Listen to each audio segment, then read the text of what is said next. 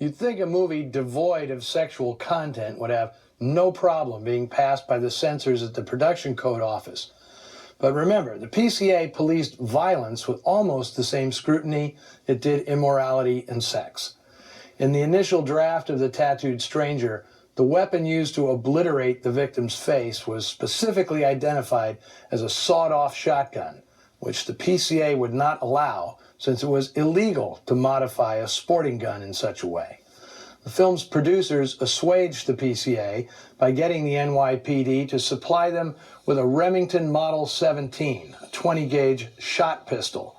By 1950, the police had stopped using that gun, but since it could be bought legally, the PCA agreed. The Tattooed Stranger was successful enough that in the summer of 1950, Variety reported that RKO Pathé was preparing to make a whole slate of inexpensive features, essentially becoming the East Coast arm of RKO's B unit. That notion began when Sid Rogel, RKO's longtime chief of production, resigned in May of that year, no longer able to tolerate the eccentricities of studio boss Howard Hughes. But the glory days of a new, revamped RKO Pathé never came. Most of the creative talent involved in making The Tattooed Stranger instead found work in television, which was starting to siphon off movie talent that had worked in B films for the previous 2 decades.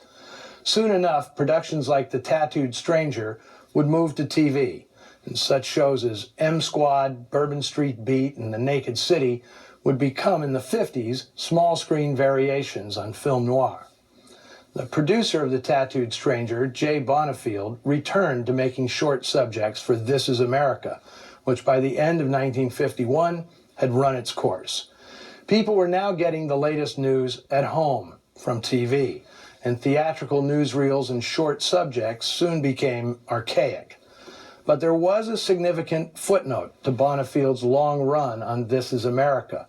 One of the last films in the series he produced was an inside look at boxing called The Day of the Fight from 1951, and it was the first directing credit for a young New Yorker destined to make a major impact on cinema, Stanley Kubrick.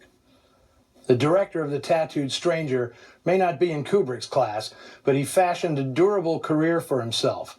Edward Montaigne was, in fact, born into the movie business. His father, Edward Montaigne Sr., was a story supervisor for Carl Laemmle at Universal during the silent era.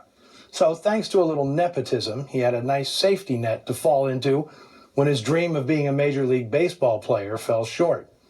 He served as an assistant director starting on features in 1932, but became adept at documentaries once he was called up for military duty in World War II.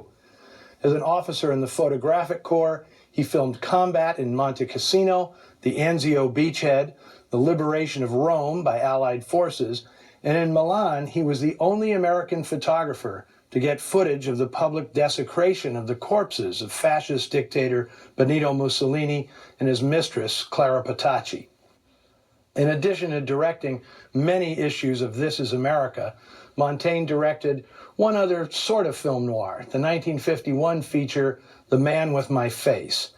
After that, he became a fixture on television, putting his World War II experience to use as a producer of 2 popular series, The Phil Silvers Show, a.k.a. Sergeant Bilko, and McHale's Navy. That is a long way from the beach at Anzio.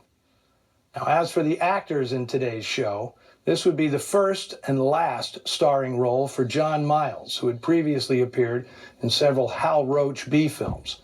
This was, in fact, the last movie Miles would make. Now, by contrast, his co-star, 27-year-old Patricia White, already had 18 feature films to her credit. Under the name Patricia Barry, she'd act steadily, mostly on television, all the way up to her death in 2016. My favorite in the cast, by far, is Walter Kinsella, playing Lieutenant Corrigan. Although he had a nice career in television, this is the only feature film he ever made. Oh, what have you done with your new assistant? Louis Pasteur? He's down in the garage trying to get the murder car into a test tube. Now, is it just me, or is Kinsella a dead ringer for very recognizable character actor Ed Lauter? Kinsella's career ended in 1966. Lauder's began in 1971. Coincidence? Or a remake of The Man with My Face? Okay, that'll do it for this week. I don't want the outro to be longer than the movie. Tell us what you thought of today's film, or just post pictures of your tattoos on the Noir Alley Facebook page and Twitter feed. Then join me back here next week when an esteemed actor makes his first appearance on Noir Alley. Spencer Tracy stars in the 1951 drama The People Against O'Hara, directed by John Sturgis and photographed by noir maestro John Alton. Be here for that. Now I gotta run. I got a guy coming in who's going to put a full figure tattoo of Gloria Graham right on my...